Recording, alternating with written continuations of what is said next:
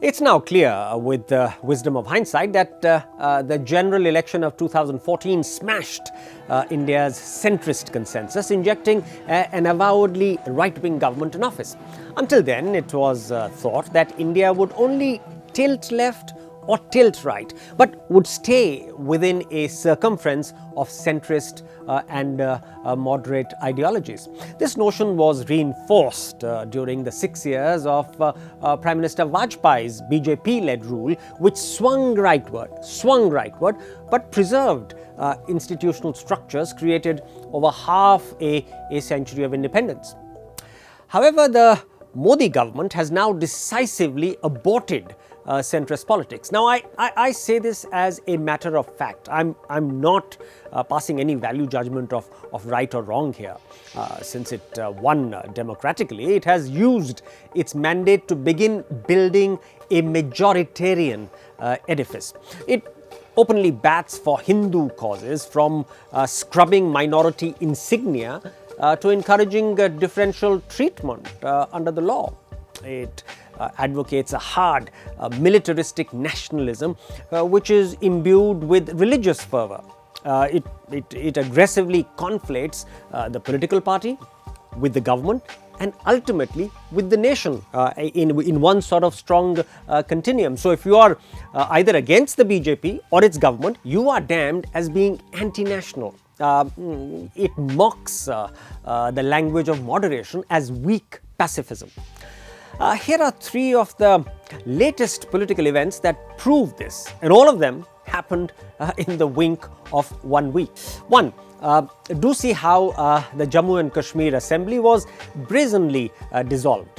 In 2015, the Modi government made a bold political departure from its hardline attitude towards J&K. It created a coalition with the so-called soft separatist PDP of Mufti Muhammad Saeed. People applauded, convinced that Prime Minister Modi had sued for peace. It was then the season of hope and reconciliation, but both ultimately proved ephemeral. The coalition collapsed in a welter of acrimony, and Prime Minister Modi reverted to his jackboot policy on J&K. Then backroom machinations began to split the PDP and install a BJP-dominated government. Of course, alarmed by this, Modi's three opponents, that's the PDP, National Conference and the Indian National Congress, quickly buried their mutual animosity to cobble a strong majority of easily of 50 plus in a house of 90 members. By all democratic canons, the new coalition simply had to be invited to form the government. But the new governor seemed to play truant and dissolve the house. जमहूरियत में बहुत चीज़ों ने दखल दिया है, लेकिन पहली मर्तबा मैं सुन रहा हूँ कि फैक्स मशीन ने जो है जमहूरियत का कत्ल गला घोटा है. Now I concede that this wasn't the first time that a governor had acted with such what you could call constitutional impunity. But this was Jammu and Kashmir, a disturbed region with alienated people. Remember, over 95%, yes, 95% had boycotted local polls in the valley just days ago. Therefore, it was a suicidal moment, literally, to indulge in, such petty and sort of muscular politics. Now look at political event number 2. See how the RBI governor was leashed to the RBI board. The Reserve Bank of India's autonomy used to be an article of faith, but the Modi government wanted to influence it politically. It wanted to mitigate the hardships that demonetization, GST and slow economic growth had heaped on small businesses. It also wanted failed public sector banks to restart lending, but that would have required fresh capital. Ideally, of course, the government, being the owner, should have used its fiscal book to achieve these objectives, but its budgetary arithmetic was fragile. So it simply threatened to use Section 7 of the RBI Act, which would have directed RBI to do its bidding. The governor sort of relented and gave a few concessions.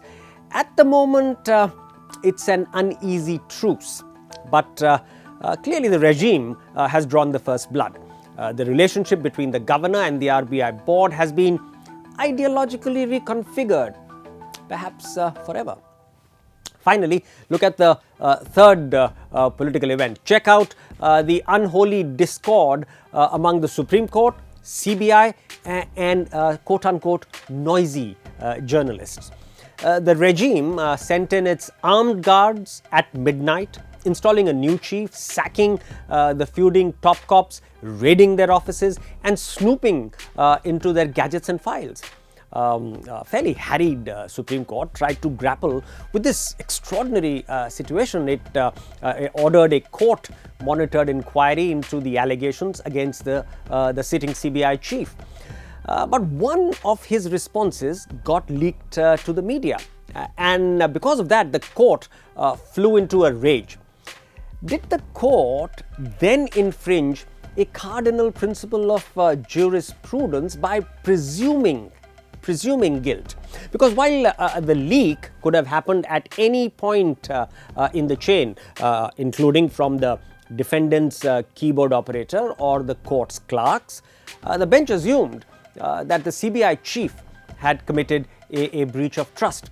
They also seemed to overlook what the court itself had once advocated, that noisy journalists are the lifeblood of a democracy. In one awkward moment, the sort of chemical adhesive between the third and the fourth pillars of democracy had come unstuck. Now, to be fair to the Modi regime, while its methods are questionable and extreme, its tools are democratic. After all, it did win a historic mandate in 2014, and Prime Minister Modi is using that to graft a new ideological skin on India's political democracy. और कभी-कभी अगर हम कोई कदम उठाते हैं तो आता है वेंडेटा वेंडेटा वेंडेटा. अरे वेंडेटा नहीं है, मैंडेटा है. ये जनता जनार्दन का मैंडेट है कि देश की भलाई के लिए कदम उठाना, और हम उसके लिए कदम उठा रहे हैं. To peel away that skin, his opponents will have to create a counter narrative that appeals to the electorate, thereby wresting the political mandate. In the ultimate analysis, Prime Minister Modi's opponents cannot be squeamish, simply crying foul. They will have to mount a vigorous and energetic political response.